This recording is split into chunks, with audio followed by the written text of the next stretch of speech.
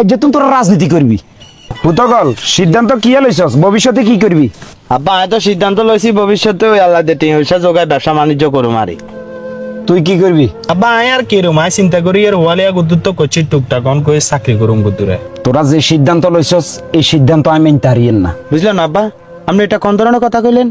আয় ব্যবসা করুম আর ভাই চাকরি করব এটা শুনি তো আন্নারা খুশি হইবার কথা।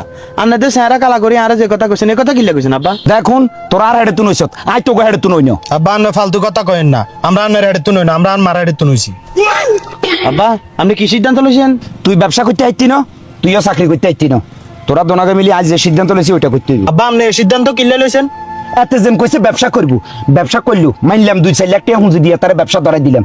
এই এলাকার মানুষ যে খারাপের খারাপ দাম করি আমরা বাকি বোকার নি এত ব্যবসাটা ফুড়ে দিব। কি কইছি কথা বুঝতি? এই জন্য তুই ব্যবসা করতে আইতি না। এত হেতজন চাকরি করব কইছে এত তো সারি করব আরো টিয়া উল্টা আইব। হাতে এটা একটা চাকরি করবো, হাতে 10,000-12,000 টাকা বেতন আইব।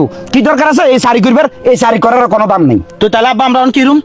এই যে তুমি তোরা রাজনীতি করবি, তুই এমপির লাগিয়ে খাইবি, হাতে চেয়ারম্যানের লাগিয়ে খাইবি। আপনি এই কথা কি কইলেন? আর রাজনীতি করতেন না। আর ভাই যে কথা কইছে এটা ঠিক কইছে, আমরা কোনো ভাই রাজনীতি করতাম না। কি রাজনীতি করতো না? রাজনীতি না করে খাবি কি?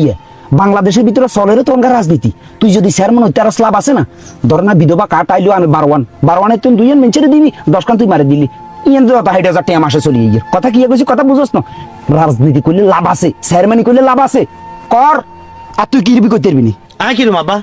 ওটা তুই কিরবি তুই জানাস না? তুই ওটা এমপি ইলেকশন গিরি করবি কথা বুঝছ না? তুই এমপি হলে আব্বার লাভ আছে, লাভ হয়েছে কি করতে পারবি না। একজন এমপি হলে ধর না বিভিন্ন রোডের টেন্ডার গেছেন হিয়ানে তুমি কমিশন হওয়া যায়।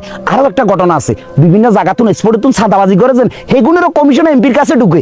হাগল তুই যদি এগুলা যদি খাস দিনে রাইতে যদি খাইবি হেঁটে আব্বার কাছে দিবি, আব্বার ডাইরেক্ট কোটিপতি।